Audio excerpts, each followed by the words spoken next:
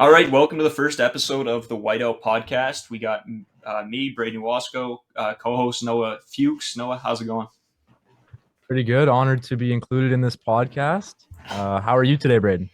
Yeah, not bad. I mean, could be better. I mean, if Mark Scheifele moved his legs at all, I'd be a lot better, but we'll get into Well, that. who wouldn't be a lot better if Mark Scheifele started playing to his potential? You know what? This guy is frustrating to watch out there. I mean, after the comments made last season, going into this season, I had high hopes. I thought, okay, this guy's going to bounce back. It's just an off year, and I've watched the two games already. Yesterday's game against Ottawa, I was at the game for, and the guy, it looked like he had a piano tied to his ass, and he's trying to skate up the line. He wouldn't even skate off hard to the bench. I don't know what this guy's got to do, but he's got to figure it out. I give him the benefit of the doubt here in preseason. I do think Mark Scheifele takes a lot of flack that he probably doesn't deserve. But yeah, I would like to see more from the guy. And it just seems like an attitude problem when it comes down to it. He can play better, but it just seems like he's not trying his hardest. I don't know if he wants to be in Winnipeg. There was rumors he wanted to be out of Peg City there for a bit. We all know Mark Scheifele's a great player. He has a lot of skill, but when he's not, and when his head isn't in it, you can tell. You know, when he was in the off-season break, and the media was trying to get in touch with him, he wouldn't do media. So when you look at that after the comments was made at the end of the season, and then not doing media up until, I don't know, 3 weeks, 4 weeks before preseason, that's going to rub everybody the wrong way when you're not even giving answers to the fact that, do you want to be in Winnipeg? And then we take that towards, the fans' expectations of him. And yeah, of course, people aren't going to be happy. And then, I don't know, I agree with you. I think that Mark Scheifele is a good hockey player, and I think he should be the second top forward on this team. But lately, I don't know. We'll see what's going into this season in the next couple preseason games. But right now, I don't know what else to say about Scheifele. He is a point of game player, and those don't come around too often in the NHL. But just with Scheifele, he leaves you wanting more. I think that's the problem. No, you're 100% right. And you know what? And we'll get into a little bit on the point per game player. I know the same situation with Blake Wheeler. We'll get into that right after we do sort of explain what this is about and what this podcast is going to be. But I got some comments on Blake Wheeler as well regarding the off-season point per game player, stuff like that. So we'll get into just what this podcast is now. We're going to be doing once a week, I think, so far. Sort of whenever there's a decent break, gives everybody enough time to listen to the podcast going into the next game. We're just going to give our takes. We'll tell you what we think. We're going to be open and honest. We're not, we don't have any ties. So we'll have good guests on. We got some guests that I should be able to lock down in the next couple episodes. But for the first bit here, we're just going to roll with it, see what happens, hopefully have a promising start to the year that gives us lots to talk about. Yeah, right on. Looking forward to it. Just from my point of view, it's a creative outlet to talk about one of the teams I follow in the National Hockey League. I mean, I grew up in Winnipeg, was born in the year 2000, so I chose to be an Edmonton Oilers fan, which brought me much pain. It was very conflicting when the Thrashers moved to Winnipeg because I wish the Jets were around when I was growing up, but I had already deep roots for my love for the Oilers. I definitely became a fan of the Jets, but it's kind of 1A, 1B here. The Jets are 1B. If they're playing any other team but Edmonton, I'm rooting for the Jets. I'm their biggest fan. But when it comes down to one-on-one, it is a little conflicting. Once again, this is just a creative outlet to talk about one of my favorite teams, the Winnipeg Jets. Really looking forward to it. Yeah. Same with me. I mean, it's tough. You grow up and for me, watching the Moose play, going into then becoming a Canucks fan at a very young age. So it's tough not to root for the Canucks, but the Jets are, right there. They're my hometown team. You got to have love for them. And, with this roster, I mean, it's tough not to like them if they're playing to their potential, and they have a lot of potential. So I think we'll jump right into, what are our expectations going into this season, because there's a lot of question marks around this team. Do you want me to start? Yeah, you can go for it. Yeah, go for it. I mean, I believe the Jets are only as good as Connor Hellebuyck makes them. If Helly has a great year, as I expect him to do, they could very well be a top 3 team in the Central. However, my reasonable expectations for the Jets is that they will be a wild card team. I think this team missing the playoffs last year was the result of some bad luck. The Jets are better than they showed last year, but we'll see exactly how much better they are in the season to come. I have them as a playoff team for sure. I think the coaching change, which we'll get into soon, is going to rejuvenate the culture of the team and also stripping Blake Wheeler. I'm supportive of that move. And as stupid as it sounds, I think a big issue for the Jets last year was culture. I think usually the media overhypes the chemistry issues that NHL teams have, but with the Jets, I think it was well deserved. So a wild card team would be my reasonable expectation. Maybe if Connor Hellebuck has another Vezina caliber year, second or third place team in the Central. How about you? What do you think? Yeah, I mean, for me, it's we just talked about this yesterday, and I can see them as a fringe playoff team. It's going to be either way. It's going to probably come down to the last couple of games of the season. That's where I'm seeing this team being. Hellebuck, I mean, you know what you're getting out of him, right? Most of the time, he's a absolute stud of a goalie. He did look a little bit shaky last night. That's what I had down. The first period and a half, it was just it just seemed like he wasn't set, and I don't know if that was a first couple games of the season getting out the kinks, of course, right?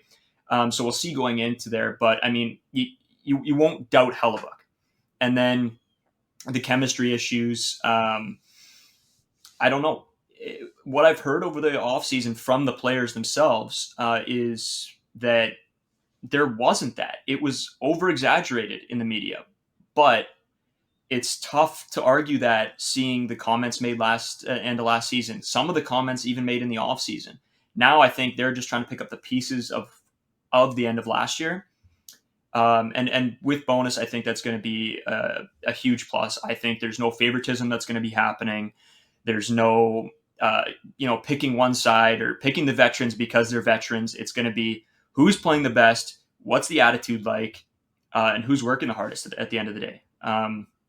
Blake Wheeler, captaincy. I mean, I think we'll get more into that, in a bit because I have lots of things to say about Blake Wheeler for sure. So Yeah, you've been teasing the Blake Wheeler topic for a bit there, but yeah, the captaincy was a crazy news story when it came out in the province of Manitoba, not just Winnipeg. I mean, I don't think too many people saw him getting stripped. And if he was gonna not be the Jets captain, I think most people saw him as a being traded kind of thing, not coming back and wearing nothing on his chest, right? So interesting move by Bonus. yeah, and I think you know what, I'll just get the Blake Wheeler stuff out of the way, then we can jump right into Bonus here. So what I've heard about Blake Wheeler is that he didn't want to necessarily leave, and it was sort of, I don't want to put this out there saying like I know this for sure, but it for sure seemed like this wasn't just a coaching standpoint taking the captain away from him. Seemed mutual. What we've heard is that like his the stress of being the captain, he didn't want to talk to the media, he didn't want those responsibilities, and as an old player, he probably just wants to be out there playing hockey. So as much as I think everybody's saying that, oh, this is a problem for Blake Wheeler now, do you think he's disrespected? Do you think this and that? I think he was part of this decision. I don't think they would have just taken it away from him right away. I think that this was a talk that was in, probably in the whole offseason. And I think it was a move that needed to happen for somebody maybe this year to step up and take over that role, and probably not a veteran, probably somebody younger that has the culture and the attitude of what we need to see out of Winnipeg.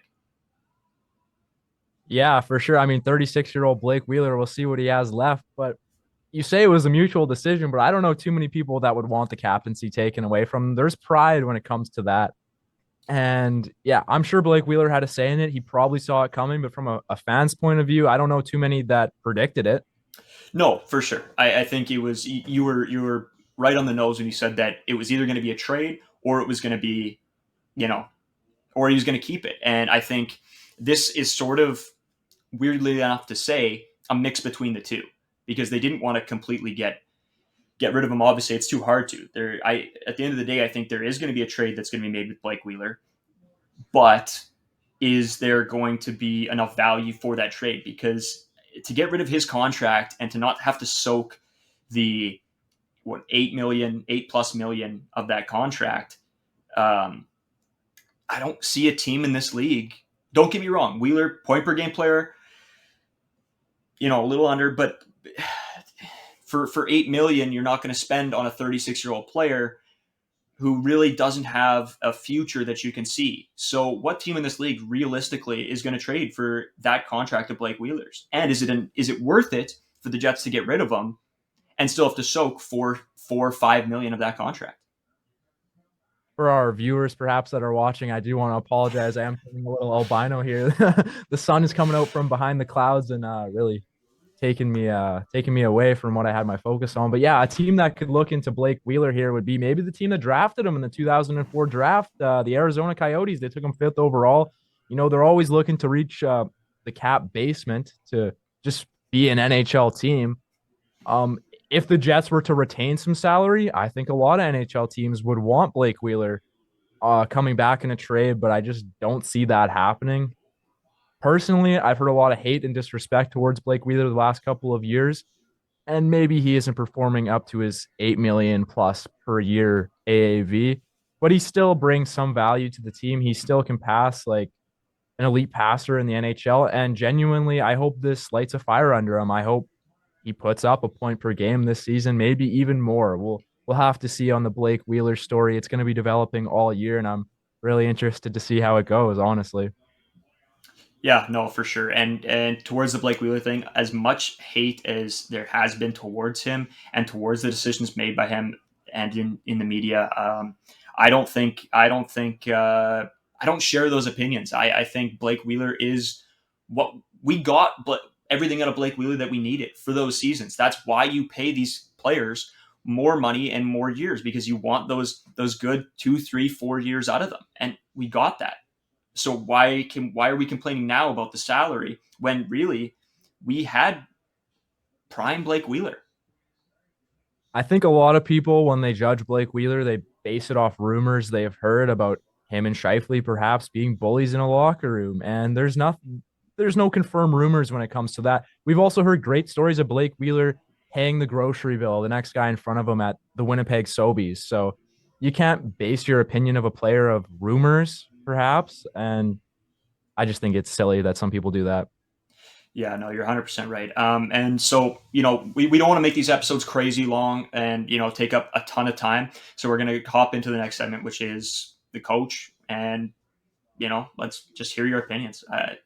You know, Well, he's coached the Jets before, like the first edition of the Jets. This is his second time coming back to Winnipeg, which I find really cool.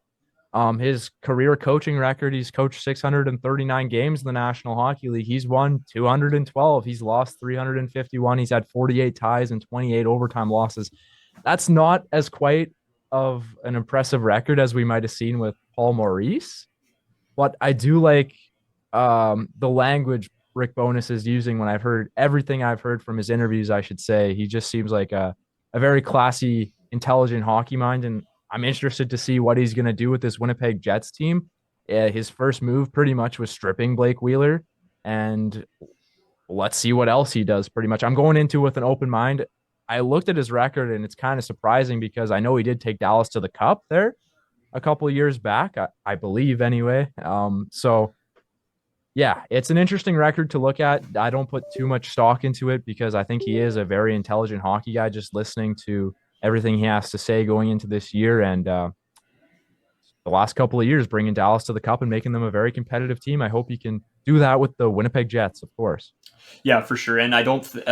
My biggest thing is I think he understands the culture of the Winnipeg Jets and what they mean to Winnipeg. And to have somebody like that who wants to bring that culture back is huge. It's everything, right? He understands that. He understands from a fan perspective, right? He understands from a player's perspective and a coaching's perspective as well what has to be done for this team. And I don't think in the offseason, there wasn't much they could do when they don't have a coach to base their decisions off of, right? They didn't have bonus for a lot of the offseason. So going into the preseason and now into the season, now they can start letting him make more moves. Chevy can trust him more about, taking the captaincy away from Blake Wheeler, right? So at the end of the day, I love this hiring. I think this is fantastic for the Jets. I think he can really get them back into shape. But it might be hopeful thinking. I don't know. We're going to have to just wait and see. Exactly. With most of the topics we're discussing right now at the start of the year, it's going to have to be a wait and see kind of thing. But it's honestly one of the most exciting times of year for NHL fans because there's so much hope. And right now with Rick Bowness, I feel that optimism from every layer of Jets fan right now. If you're a hardcore Jets fan, a softcore Jets fan, you're just there to be there. Rick Bowness seems like he's going to bring that culture back. Yeah, for sure. And actually talking about, we talked a lot about preseason. And so I think I got some notes here. I was at the game yesterday just about some of the things that I've seen sort of going on and my takeaways. And Can we just scrap the Edmonton game? Because that was kind of a throwaway. I think the Jets deserved a better fate. It wasn't a 4-0 game. And I say that as a fan of both teams. It probably should have been a 1-0 game, to be honest. The biggest takeaway I have from that Edmonton game, just to throw my 2 cents in there, is I didn't like Big Save Dave as much as maybe some would have wanted to like him in that kind of setting. Like it would have been nice if he would have stopped that the fourth or third goal. That's for sure. Yeah, that's for sure. I don't know. I think he's got the game against Montreal coming up, which we will do a little bit of a preview for here. But I don't really have much to say on that yet. I think it was sort of, we know Hellebuck's going to play majority of this season, unless there's an injury. Knock on wood, pray to God. But but I think it's just to have a guy that they're not going to have to pay a ton of money towards, that they can, that's a veteran that's been here a long time, and that's what they had to do. So I like the bet. I like the bet. He's a former starting goalie in the NHL. It's just first preseason game, and like we've talked about a couple times already on this podcast, you don't put too much stock into preseason, but you probably would have liked a better performance from David Riddick there to start the preseason. I don't know. Just my 2 cents. No, I 100% agree. And going into yesterday's game, or 2 days ago when you guys are listening to this probably, so I got like a bunch of notes here. I'm just going to sort of list them, and if you have anything, just hop in, jump in. But let me know your takes. So the first thing was, again, preseason, but the capacity there, the energy in the stadium, very dull. Like extremely, extremely dull. Like it was like we were at the end of last season and we knew we were done. That's the energy from it. Don't get me wrong, preseason, but still. I saw a ticket selling for $2. Ooh. Like I saw that those were some low price point tickets, and it's not encouraging to see. Especially like we said, we didn't have the Jets growing up, and we got to support the team to keep them here. Although Chipman did put out a letter to season ticket holders, I think in the summer, kind of asking for more support, but he backpedaled a little bit, saying Jets fans don't have to worry. The Jets aren't moving anytime soon. But still, it is concerning to see the support for the Jets now compared to when they first moved back. It's fallen off a little bit here with the team's production, perhaps. Yeah. I think last year left a bad taste in everybody's mouth. But in the same regard, 5 of 11 seasons we've been in the playoffs. I don't know how. When do we start losing faith? I don't know, because really, you can't say that they've done badly. Yeah, maybe not the best playoff runs ever, but they've done what they needed to do to keep that culture in Winnipeg for the 11 seasons they've been back. Well, 2017-18, it looked like the Jets were going to be Canada's team. They had everything going for them. Big Buff was firing on all cylinders. And then since then, I mean, they swept the Oilers in the playoffs, and that was nice to see, but they haven't done much since that nice run in 2017-18. No, and I think sure. Jets fans might be waiting for another one of those, and I don't know if that's coming soon. I do hope it comes, but yeah, it's hard to judge fan excitement in the preseason, but it just doesn't seem to be the same this year to start the year. Yeah, for sure. The other thing I had was I thought Ehlers in these games looked amazing. I felt like he was firing after the puck every time he was on the ice. It was like he was just ripping around the ice. It was really, really nice to see. Kyle Connor last night too looked amazing. Unreal. I thought unreal. 100% agree. The power play, it didn't look great. It didn't look great. I literally have power play number 1, nothing special. I didn't know what else to write. I don't think they've had their best unit out there, to be fair, though. No, Like they've been, yeah, yeah. yeah, And yeah, I don't think there's been a big focus in camp on the power play. They're just learning the bonus system. yeah. So we'll give them time to figure it out here, I think. That's exactly. You know what? There's nothing we can really.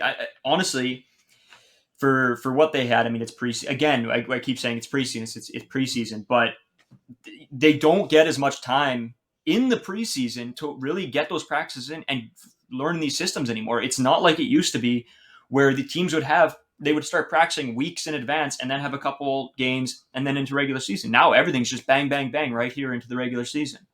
So it's going to take a lot longer than usual with a brand new coach, players who have been under the same coach for how many ever years to learn a completely new system, or to an extent, a new system.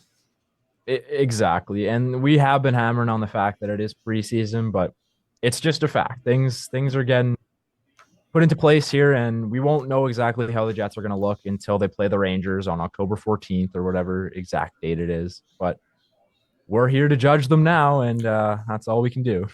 That's right. Torgelson or Torgerson, how Hogerson?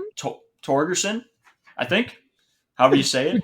Two Genos last night. Yeah, unreal. I was shocked. He just, he didn't. It's tough to say. He wasn't. It's not like you could see him firing everywhere, but he always seemed to be in the right spot. There was even a couple chances that he had for other ones, but he was just always in the right spot. So I don't know. Maybe we'll see more out of him. I'm really not sure where he goes from here from the preseason, but it looking promising. It's something to build off for sure.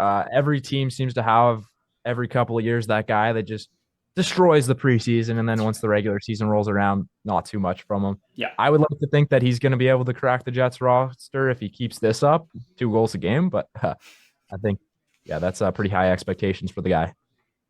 And then, yeah, I mean, besides those, I have again here Hellebuck looking shaky preseason. I'm throwing that away. I don't think that Hellebuck is going to be this team's problem whatsoever this season. And if he has an off game here and there and he's playing 70 games, you can't really fault the guy.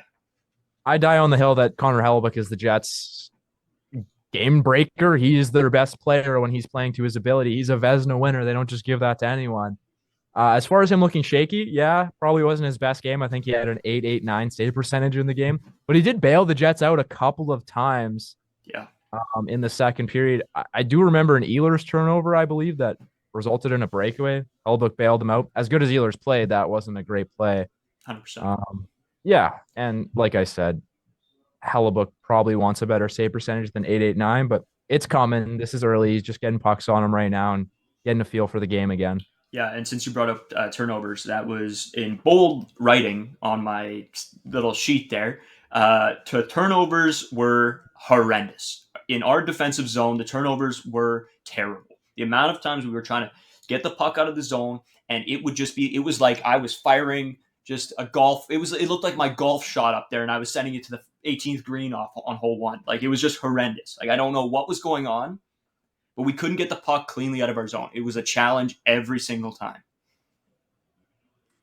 But there was some nice passes, though. I know Lowry made a nice pass to Vinny there for a goal, and that was a sweet play. And yeah, but like you said, the turnovers need to be addressed, and I'm sure Bonus is hammering that in camp right now. Yeah, again, we keep saying preseason, but off of what we're seeing anyway, we're just going to address everything that's going on, what we see. So the turnovers will probably be addressed. There's probably going to be a lot to talk around everything going into the regular season. I want to go into a little bit of Ottawa here, because that's a tough game to have 5-3 for me. Ottawa didn't have it. We were playing an AHL team out there. That's what that looked like, and that's frustrating for a fan. Yeah, and you were at the game, so you'd have a better sense of the fan energy for sure. Did you feel that at all? Like, did it feel like they weren't playing up to their best game, and people were like, "Well, it's Ottawa. We should be destroying them." Yeah, it's not even about Ottawa. I think Ottawa is going to be a fairly decent team this year. Or the roster they dressed yesterday. That's right. Yes. So looking at the players that they dressed, it was like, I don't know, like again, from an Ottawa perspective, you want to see your young players. You want to see who's going to make that lineup. From a Jets perspective, we're playing almost our full team. I think there was Dubois and I think two others that were big time started. But really, in the grand scheme of things, Ottawa doesn't bring half their NHL team, and we're playing, and we beat them 5-3, and it wasn't looking good for a while. So that's concerning, I think, to say the least. Anyway. It's early, my friend. We've hammered it. It's early. I don't know. They're as a fan of the Oilers, I've seen them sweep the preseason, go 8-0, 5-0, whatever it is, and then they end up getting Taylor Hall or Nail Yakupov, Connor McDavid. So I don't put too much stock into the preseason, but yeah, the Jets probably. I'm okay with them scoring 5 goals, but to let 3 goals up against the team that Ottawa iced last night might not be encouraging. Yeah, and like we said, that can be addressed somewhat to the turnovers, not knowing the system, not knowing where to, your exact where to be. With a team that's not completely your own, there's going to be hiccups and there's going to be problems. So again, as much as I say it's concerning, it's something to keep in mind, look out for, but it's not the end of the world. This doesn't really matter in the end all. Pinto looked amazing. I don't know. That kid was everywhere. He was unbelievable, actually. He was everywhere he needed to be all the time. I don't know what to say about him. He was outstanding. Yeah, he had a goal and two assists there. So did Tyler Mate, a goal and 2 assists as well. But yeah, if you just go through the Senators lineup, it's underwhelming to say the least. I guess a lot of guys on the bubble had a good night. I mean, former Stanley Cup champion Matthew Joseph, he had a goal in this, or he had 1 assist there. I don't see too many big names there, so yeah. Yeah, it's but again, like we've said, it sort of is what it is. So I don't know. We'll go into, I guess, we got a couple more things to go over here. I would just like to put out there, where do you think that they go? Where do they stack up offense, defense, goaltending? Just sort of the overall, where is this team going to be going into the season? Where are they stacking up compared to the whole NHL? Just my opinion here. When it comes to forwards, I believe they're probably average, but bordering on above average. We'll see. I don't know. I do like a lot of their forwards, but we've talked about perhaps Mark Scheifele. His head isn't into it as much as we'd like. Ehlers, as much as he can bring it into the zone, and he's a zone entry king, he doesn't. He's not. Is he 100-point per game kind of player? Wheeler's getting old. I like Pierre-Luc Dubois. Has he put up a point per game? He was close to it, I believe. It's something to look at. I do believe. I want to say they're above average, just slightly, but realistically, I think they're average. Their defense average, but bordering on below average. It's hard to say. Do the Jets have a true number 1 defenseman in your opinion right now? No. I'm. You know what? You put it perfectly. They're an average defensive below. I'd honestly go slightly below average defensive unit, but I think there's a lot of promise in their D. I think we have guys coming up. We got a lot of young defense players. I think this season really could shake out nicely for their defense, depending on injuries, moves, etc. But I don't see a number 1. So yeah, sorry, we got to get cuts out because we cannot afford Zoom Premium. So not yet. Maybe one day. Maybe one day. Here's some sponsorship money. Maybe one day. Maybe one day. But we were just talking about the forwards, defense, and goalies, where they stack up against the rest of the league. We both kind of agreed that the forwards and D are average. Maybe the forwards above average. Maybe the defense below average, but pretty much average. And Connor Hellebuyck is an above average goaltender. That's all I really had to say. Yeah, Connor Hellebuyck is outstanding. I think if you have your choice of goalie, I mean, if he's not up there with your top picks, you're doing something wrong. So, yeah, you know what? As far as predictions go, we can give you all the predictions we want. Maybe half of them will be right. Maybe 20%. So that's generous. Yeah. Yeah. So, we'll definitely see.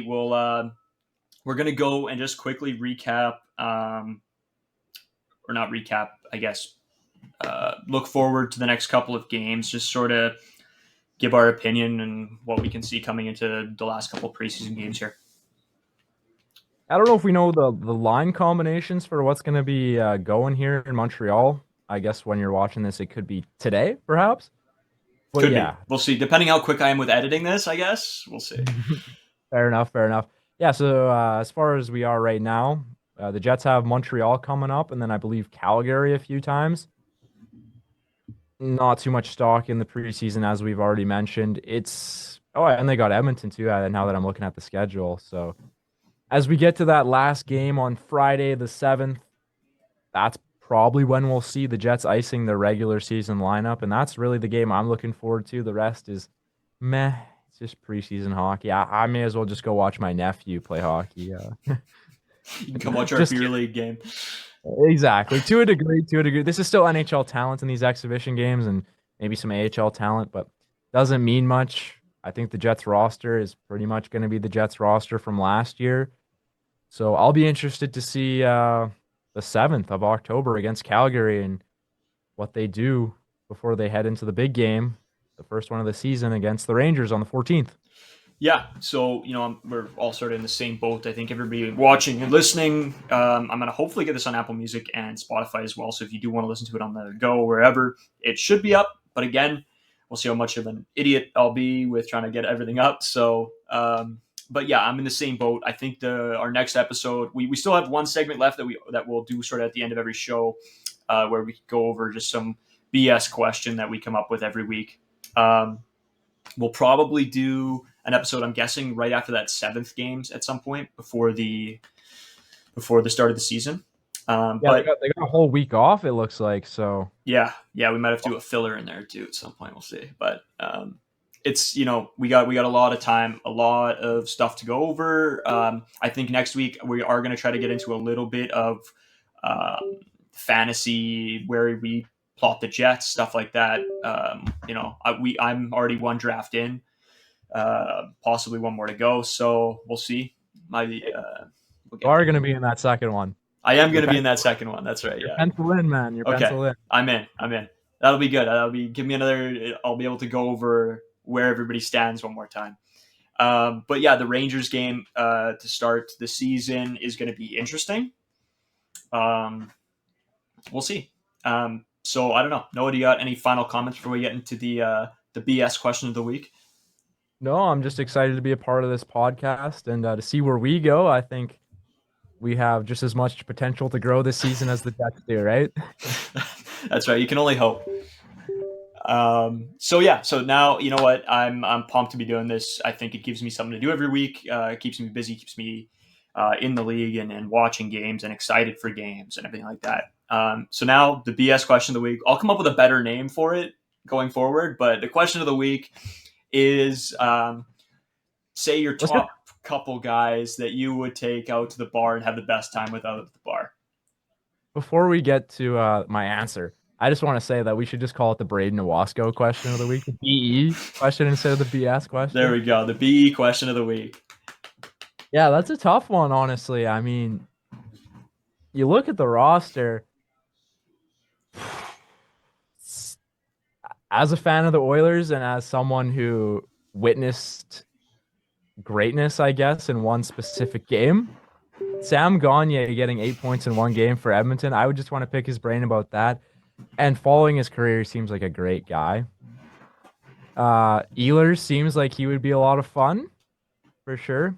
And then Adam Lowry, I would have to go with Adam Lowry. He also seems like a good guy. I wouldn't want to be with anyone who is pegged as egotistic, although maybe if I went to the bar with them, I would have a different opinion of them. But I'm kind of going with the humble guys here because I don't know if I could fit in with the cool guys, you know? I'm sure you'd be okay. No, I think it's fine. Mine, I think I have to go with an absolute beauty of Nate Schmidt. I just want to see that guy operate. I think he's hilarious. I don't know. Something about him. You gotta go 3. I went 3. Okay. I love the Sam Gagner pick. He was in my 3 for sure. I think it would just be, I don't know, interesting to pick his brain. I really like the Adam Lowry pick. That's probably where I would go. But I'd also like to go with my boy Pierre-Luc Dubois and just thank him for my fantasy win last year. Just putting it out there. Would you buy him a beer? Would you buy him a beer? Come on, he's making how much? He's buying me a beer. Are you kidding me? Oh, but how much money did he make you though? Oh, fair enough. He made me a couple $100. I might have to buy him a beer. You might not accept it, but it's just the offer. You're right. I guess, one day when he's on our podcast and we'll do it in person, then he'll bring us drinks maybe. Exactly. Come on, PLD. But since you did pick Sam Gagner, maybe I'll switch mine to Connor Hellebuck. Okay. I like that. I think he'd probably be a beauty.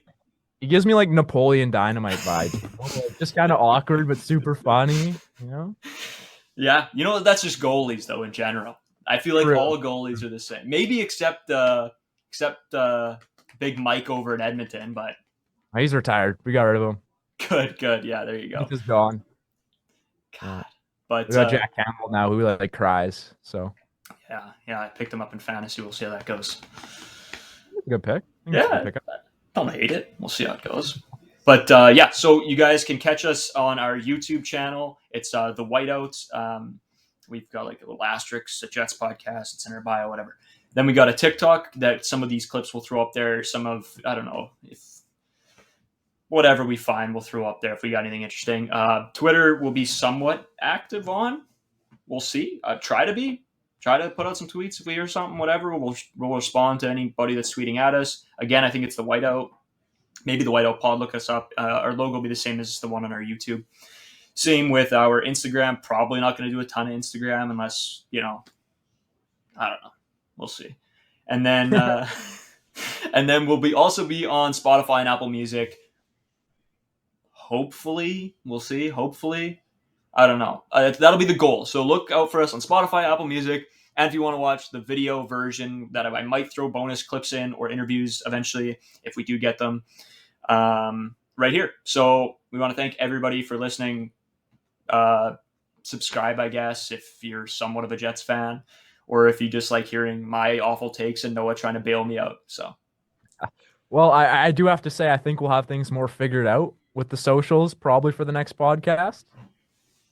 So when Braden says maybe we'll be on Instagram, maybe we'll be on Twitter, I think we'll have that more nailed down next podcast perhaps. But yeah, right now we're a work in progress. I'll throw everything up on the screen throughout the podcast if you're watching on YouTube. If you are watching on Apple Music or Spotify or listening to it on Apple Music or Spotify, this is what you get. You get to hear our voice for 40 minutes of your day and try not to throw your car off the nearest bridge. So I do have to add, I think we're entertaining work in progress. I'll give us that. I think so. Yeah, I think it's all right. Our Zoom cuts out halfway through the show, but I think it's fine. So goal is we'll have some guests on. We'll have some fun. We got a bunch of buddies that are big fans. We know the guy of Jets Nation. I think he's still doing it as far as I know. Yeah. So we'll get him on here. We got a couple buddies. We'll get I got a couple people that I know as well through some of the Jets and some other organizations. So thanks for listening, and we'll probably talk to you guys. What are you thinking? Like after the 7th, or do you want to do one in between? What's your thoughts? Yeah, after the 7th, after the preseason wraps up, I think that'd be a good time to just reset, refocus, and rehash this all out again. Let's do it. Sounds good. See you guys the 8th-ish. Stay classy.